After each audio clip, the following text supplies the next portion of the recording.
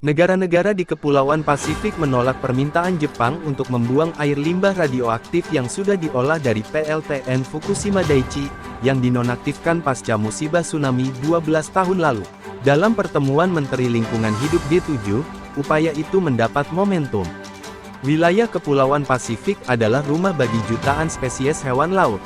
Para pakar mengatakan 44% spesies itu terancam punah, atau bahkan sudah punah. Wilayah ini juga kediaman bagi orang-orang yang mencari nafkah dari laut. Ini hidup kita, lautan menyediakan hampir semua yang kami butuhkan untuk penghidupan. Karena kami adalah negara-negara samudra, ujar Duta Besar Kiribati untuk PBB dan Amerika, Teburoro Tito. Ditambahkannya, itulah sebabnya mengapa orang-orang di wilayah itu khawatir dengan proposal perusahaan tenaga nuklir Jepang, TEPCO, yang akan membuang lebih dari 1 juta metrik ton air limbah nuklir olahan dari PLTN Fukushima ke Samudra Pasifik.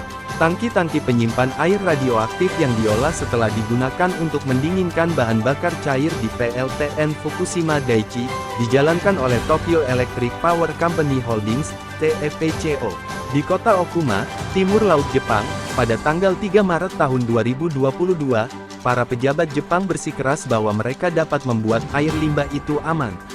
Menteri Ekonomi, Perdagangan dan Industri Jepang, Yasutoshi Nishimura mengatakan, kemajuan berkelanjutan dalam upaya menonaktifkan itu, mencakup pembuangan air limbah yang sudah melalui Advanced Liquid Processing System ke laut, serta pendekatan Jepang yang berbasis sains dan transparansi, yang telah diapresiasi.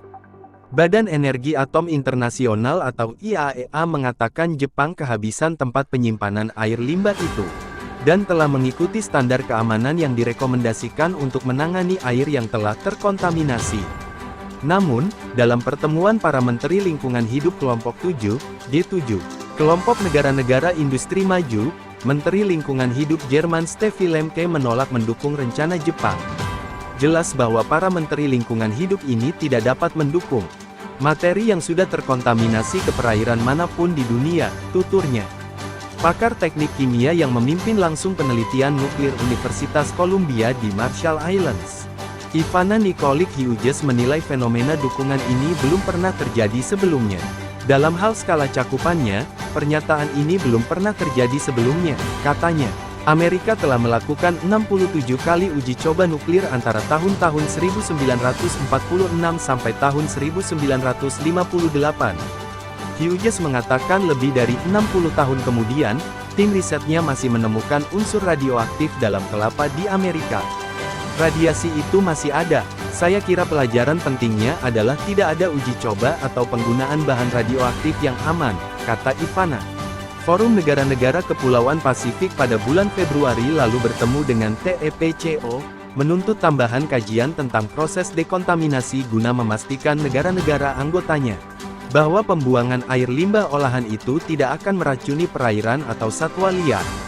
Pembuangan air limbah olahan itu harus aman, tidak boleh menimbulkan dampak sebaliknya pada kehidupan orang-orang di sini, kata Teburoro. TEPCO sejauh ini telah menangguhkan pembuangan air limbah nuklir olahan itu, memberi lebih banyak waktu bagi mereka yang menentang untuk mencari opsi lain. Hughes mengatakan sedianya salah satu alternatifnya adalah menemukan tangki penyimpanan tambahan untuk menampung air limbah nuklir hingga isotop radioaktif itu terurai lebih lanjut. Sumber berita ini kami lansir dari suarakalbar.co.id.